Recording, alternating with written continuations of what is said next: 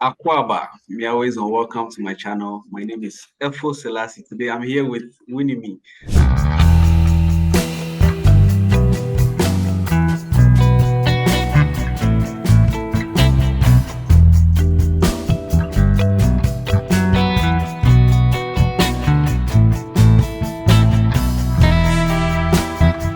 Today we are discussing how to manage your farm even when you are not present here in Ghana. So we want to know some of the challenges you faced. I understand that you've done that for about 2 years or something. Thank you very much, Efo. Yeah, like you rightly said, my name is Winime. I am Kusasi by tribe. We would want to know you a little bit, how you got to UK. You are in UK right now, right?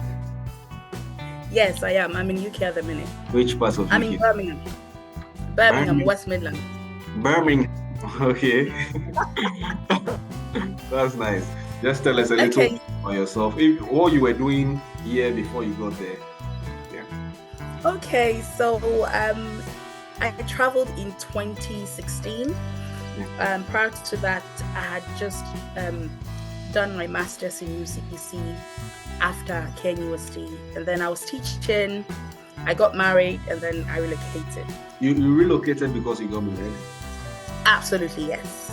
Oh, okay, that's nice. So how's everything going with you and the family? Okay. Yeah, everything has been good so far, though it was hard for me to leave everything, my education, my family, my friends, what I know, the culture, and then coming in here, the culture shock, the fact that I had to dump all my certificates and start all over again. A lot of factors. It's been quite hard, but I can say that I'm... So what was that one thing that shocked you? Like, you are like, wow, you got the cultural shock you talk about? I think the most outstanding one I would say is their work ethics. That is massive. Because when I got here, in Ghana, you normally think that a manager does very little work, and then the employees do most of it. But it was the opposite. When I came here, the managers would not sit. They were doing like twice as much work. And they, that was the main thing. Everybody was doing their work, whether they were being watched or not. And it was amazing. Initially, it was a bit hard because you have to work twice as much. But now I'm quite used to it. You don't have to be micromanaged before you do the work. And I was a teacher in Ghana, Masa. You go to school at 8, I close at 2. And I'll still get my money. Yeah. But here, if you go to work, you clock in. If you're supposed to start at 7 and you start at 7:30, you clock in at 7:30. They take 30 minutes out of your pay. You don't get what you don't work.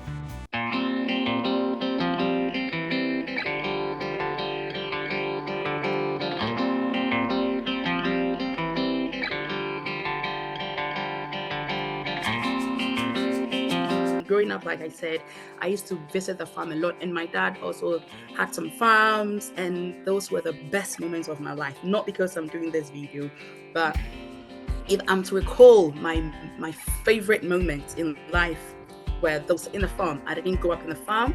I was raised in Kumasi, in Swami, to be precise. And then we moved to Kronum. I've schooled all my life in Kumasi. So it's not like, as soon as I say, no, it had got nothing to do with that. Yeah, but it was just who I was naturally. And when you move from Ghana to another place, then you really find yourself. Because in Ghana, you realize that the society tells you what to do. The parents tell you what to do. And what you see on TV and everything influences you. So what you naturally want to do when you grow up, it just leaves you completely. But when you come from Ghana, when you leave Ghana and then you come outside, then that was what happened in my case. I realized that I found myself. In Ghana, if you want to be a fashion designer or a farmer or anything aside books, then it's considered sewabon. Yeah. And if you go to school and I say, I wouldn't say I was a very intelligent student, but I was definitely not dumb. I would say I was a little bit above average. Yeah. And I had educated parents. And I would say we were average as far as income was concerned. So you are growing up thinking, I want to be a lawyer, I want to be a doctor, I want to be that. You get it. Even though you could sew, even though you could do a few things, but you were not thinking in the lines of those as a profession.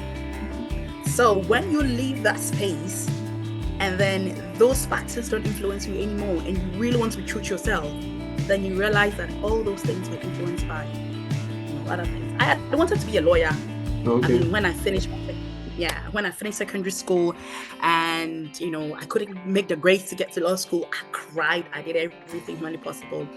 My NOVDE came in and gave me some few more A's, which I could have done the next year.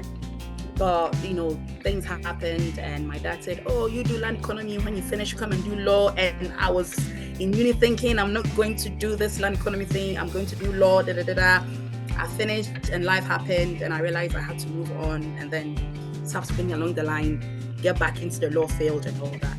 But I would have regretted if I had gone to law school, to be honest. If I had gone through law school. So the whole thing, Lydia, our society does not allow us to be ourselves. That's simple. And what are some of the things that these people are doing to help you find yourself, help you know your purpose as a person, what you want to do? Because like you said, in Ghana, we are influenced by the society and by things that we see and everything. So when you went there, what are some of the things that you saw that is different from how we train our children here? Yeah. From what I've observed, every job is respected.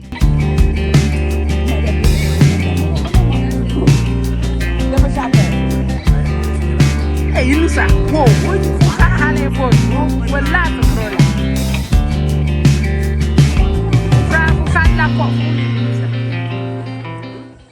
every job in this country has got a pay slip. Not to underestimate those who are cleaners or who do menial jobs, but every job has got a pay slip. Every job is respected. I've had the opportunity to work in a hospital, and in the hospital, someone that Ghana would deem as a cleaner or someone like, those janitorial people who they don't respect could get a whole CEO of the hospital fired. If you disrespect, yeah, they could get you fired. You do not see a doctor talking down on a cleaner. If a doctor wants a client to do something, they say, please. They add some dignity. Every job in this country is dignified. Even if you might not respect the person in your head, it will not come out of your mouth. So the respect is there. And if my observation is right, those who do the handiworks are even richer than those who do, office jobs, like the contractors, like the carpenters, the masons, the jobs that the plumbers, the jobs that Ghana, they got money. Wow. They're well to do. So they respect everything. And they've got apprenticeships. They're encouraging people to even get into those things. And in UK, if someone tells you I'm a farmer, 100% the person is rich. 100%.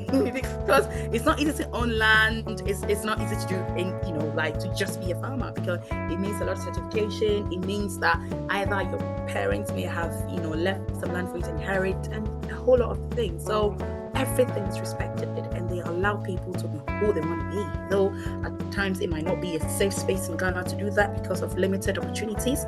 But in this country, you can be whatever you want to be, and everybody will still respect you. And that helps you. It helps your dignity. So what do you do right now? What do you do over there? So currently, I'm a student nurse, and then I'm a carer in a hospital, and I'm a farmer as well. And then I sew occasionally, and I cut my husband's hair occasionally. You are doing a lot. And I do my own hair when I have the time. Yes, I do a lot. Yeah. So, but like, what gives me money? Yeah, farming, and then being a carer in a hospital, and obviously I'm in school. So. Okay, so now let's come down to the farming. So the farming, do you do it there in the UK? No, I'm not. Hey, meet me at Orlando. I can't afford. I can't afford land here. No, I don't do farming in the UK. It's all in Ghana. It's all in Ghana. So let's. How did you get into it? How did you start?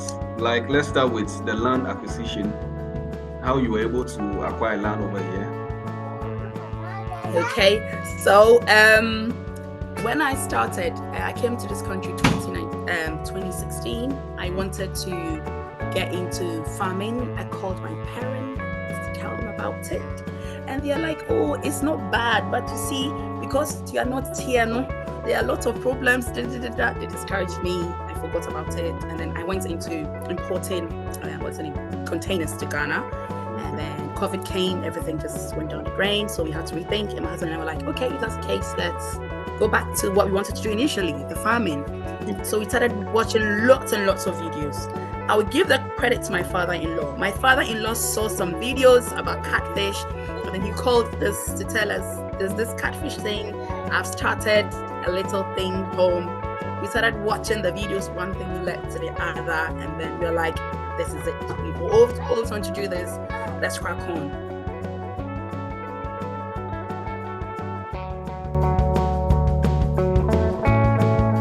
So we just decided just give it a shot. And with the land, with internet and all that, the best place to go is the internet. I just googled lands in Ghana, and for some reason I have a personal attachment to Brong-Ahafo. I don't know. I just love that place. I did my service there anyway. I taught there, so I don't have any family there anymore, but I just like that. So I searched lands and I saw some in Brong-Ahafo, some in Volta region, some in Edra and all that. But for some reason, I think I decided to go for the Kintampo one. I called the guy, and then he said, okay, there's land. You can let someone come and check. I called my dad. My dad went, he checked and said, it's good. And then I paid for it. Okay. So that was it. Yeah, so I bought the land for 1 year. I had not even seen the land. I just paid for it, and then that's where the whole farming thing started. Okay, so in your case, you had your father to assist you to get the land. Oh yes. Okay, yeah, I had my father check it. Yeah, and because I did land economy, I had some mates. I called them to just check to make sure that the land didn't have any encumbrance, like it didn't have any dramas with it. They did a few checks for me, and I had an agronomist go and check and do a soil test for me to make sure that the soil was good for whatever I wanted to use it for. That's the trick to getting legit land, to get someone to check it for you. Yeah. Don't just pay for it. Because what I noticed is that you see land, someone is advertised on Facebook, on whatever, and then you are like, oh, Obi Tonei, I've bought it. But the question is, how many years has that person lived on that land, like had that land? Probably the lease is left is like, 5-10 years? You don't know, then you buy it. And after 10 years, they're telling you they're taking back their land. Or they might have sold it to like 1 million people already. And because you are here, you can't do much. You get it? And you end up losing a lot of money to people who fraud you. So get the right people, pay them to do the right checks for you. Don't jump that, no matter how good it sounds. Even if it's coming from your father, your mother, get these people from lands commissions through lands to get the verify for you. Get a trusted family member to check for you. Get a soil test done. Even if there's a river, they get them to test it, because at times, buggers, I can afford it, bam, you pay for it. Once you have it checked, then you I then went on to do the cadastral, whatever, had the regional surveyor to endorse it. So at least I know that I don't have any dramas with anybody as far as that land. Okay, so let's look at the legal procedures you went through to acquire the land. Let's break it down for someone who wants to go into farming. It's outside, he's outside or she's outside. The person wants to go into farming. Some of the checks you went through to make sure that you have a legit land to work on. I mean, you've talked about it, but let's just break it down step by step. Oh, okay. Most of the things I don't even know about it. So. Oh, really? Okay. This is a course I did in uni. I finished in 2012, but let me try and see if I can remember. After I told him about the land, he was like, okay, he wants to go and see if it's even worth it at all. So he went there to see it, and then he was happy that the land was okay. Then I called the the agronomist to go and do a soil test. He did a soil test. It didn't cost me much anyway. And then they said it was okay. And then the surveyors came in. So when they came in, then they did the demarcation, get there, did a site plan, they call it. They did the site plan, and then they took it to Stuland to check and see if like the chief who was selling it to me was the right person. And they confirmed that yes, it's the right person I'm buying it from, and there is no encumbrance whatsoever on it. So it's good. So then I decided to pay half of the money. I didn't pay everything. I paid half of it. So that if the chief pens his signature on the indenture or whatever they call it, then I'll pay the rest. Because the times you can pay everything, and then when it's time for them to do what they are supposed to do, then that ain't drama. Initially, I wanted them to do everything before I pay, but you know, some of our cheese, they are like, oh, I know, be this, no, that kind of thing. I'm like, okay, that's fine. I paid a bit, yeah, and then my colleagues from uni, from the Stulands, is it Lands Commission or Stulands? I think Lands Commission. They took it to Stulands, they did some cadastral map, and it went a whole lot of paperwork they did there, and they had the original surveyor to append his whatever. His signature and his stamp on it. I'm actually not done entirely with the entire process. I'm supposed to register the lease and pay some stamp duty. But the most important thing for me was my name was in Lands Commission and Stulands, so that if anybody goes to do a check, I am there already, so you cannot register over me. And then that was done, and yeah, I had everything needed for now, but the process is not complete. I will now have to go back and get I think they said I have to do a stamp duty, and then I'll get the titled lease. That's what they call it. So I'm literally just about one step away. But as it stands now, if you go there to do a check, or if anybody wants to register the land, my name is already there. Let's talk about the farming itself. How did you get into it? What was your plan going into it, and what are some? Okay, so the farming. Yeah, like I told you earlier, I've got a bit of background because I used to visit my auntie and all. And my dad too, he worked in Akoma, and he had a few farms here and there, and we used to go there when we vacate. He was a medical assistant, but he did the farming on the side. So when I came to UK, fast forward, I got the land. The whole plan was to do mixed farming, animals, whatever, and then the crops itself, and then add a bit of agriculture, build a kind of self-sustained environment. And when everything goes well, I just pack myself back in baggage and then just go back home. So when we started, I contacted this guy on YouTube. That guy did me dirty. Anyway, so I contacted him, to see if Opia Ventures. So he did say that he had this chili. Initially, we wanted to do some vegetables, and then he said, he has this huge pepper contract that he's finding difficult to meet. So if I don't mind, then we could do the pepper. And I'm like, he wanted us to do it in Eastern region. Like, no, I'm not doing anything that is not on my land. So we could do it on my land. He was okay. He was like, let's do 5 acres. Then he called me later, let's do 10, let's do 15. Let's do 20. I'm like, okay, can you do 20 acres? You sign a contract, then I would, provide whatever that you need, and then do the pepper. Then we started everything. This guy goes to the farm. We built a farmhouse. We did a borehole. What's the name? The solar borehole. Bought a tricycle. We bought everything that we needed. And he few people to come there. Drama. Nothing. We're not seeing anything. The guys he employed left the farm. Everything. They just disappeared into thin air, and then Opia telling me stories. We had to threaten him to take him to court and all that, and then he comes with a new batch. They come in, another long story. It was just a total fiasco. It was a total mess. So in about I think after 9 months, we decided to go home and see things for ourselves.